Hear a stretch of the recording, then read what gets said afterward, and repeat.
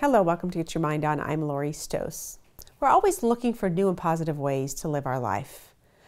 And so what are some of those ways that we can continue to grow and have the best life possible? Well, last week we talked about authenticity and how we can really work harder to be authentic to really live that life we want to live.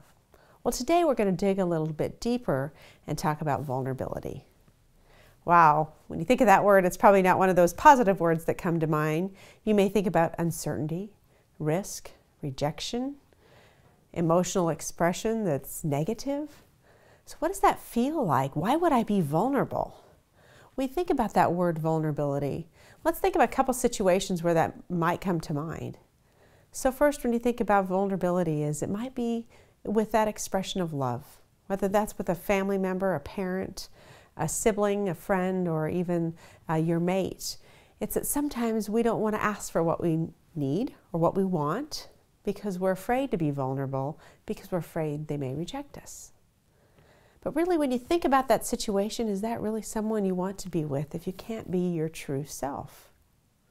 Let's think of another scenario, trust. When you think about trust, a lot of us work day to day in our lives to build trust everywhere, with relationships at work and friends and at home.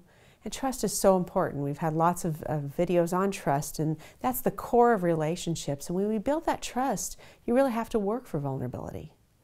But what happens to some of us when we try to be vulnerable and we might not be accepted is then we kind of feel rejected and we go into our little guarded state, and then we have a tendency not to be vulnerable again. And sometimes that gets in the way then of great relationships, great business situations occurring, and just overall good trust through life every day. And when you think about those situations, sometimes the other person is thinking maybe it's something to do with them, when really it's you. And I had that situation this week with an individual that I was working with, and we hadn't worked together very much, but we were starting to engage in some work, and his comment to me was that he thought I was skeptical. And I thought, wow, skeptical, that'd be the last word that anybody would use to describe me. And I thought, skeptical, why am I being skeptical? And he said, well, because of the types of questions you're asking. And I said, oh, that's not skepticism, that's guarded. I'm being guarded because I myself wasn't being open and vulnerable and sharing to him because I was being guarded maybe because of some of my situations in the past where I'd, trusted somebody early on and then it fell through and I got hurt. And so I kind of had my guard up.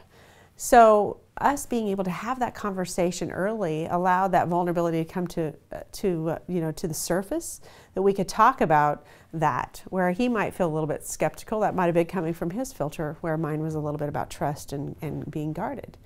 So as you can have more and more of those conversations, it makes really that work relationship and that trust even stronger every day. So when we look at those words, we think about vulnerability, going back to that word, it's like weakness. And it's not weakness. When you look at that word and you think about how can you expand vulnerability and what does that really mean? Well, a lot of times we don't want to go there and we think we have to, quote, spill our guts out and tell everybody everything. That's not what vulnerability is about. It's about you. You have the choice to share what you want with whom you want. So for some of us who have our guard up, we just have to open a little bit at a time, so we feel confident and comfortable with that relationship. And it's not to everybody. So we really ourselves have control of that. But if we really want to get to that living our state of truth and loving ourselves and knowing who we are, we really have to take that time to be vulnerable. So I really want you to think about those situations on when you haven't been vulnerable. So why are you holding back? It could be maybe that book that you've been wanting to write. It could be that relationship you've been wanting to get out of. It could be the job promotion. It could be starting your own business. Those are all states of vulnerability. We might be afraid. And you really have to step back and say, what is it for me? Why don't I want to be vulnerable? Because it's not about everybody else. It's really about you and your truth. But sometimes we're moving so fast, or we have all these dreams and goals, but we don't want to go there because we're afraid of that. So I want you really to take some time and think about, what does vulnerability mean to you? For this week, for Positive Charge, first think, what is vulnerability?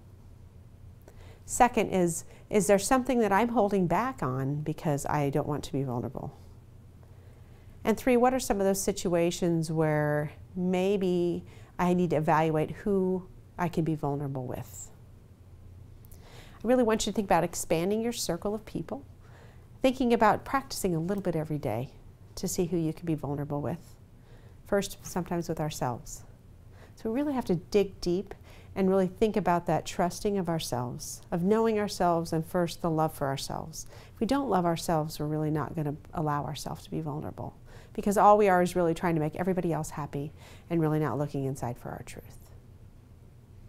So take some time this week to think about yourself, love yourself, and think about the vulnerability, because when you go through that stage, it feels really, really good to grow. And that can expand your life and give you greater levels of success. Thank you for joining us today, and remember to get your mind on.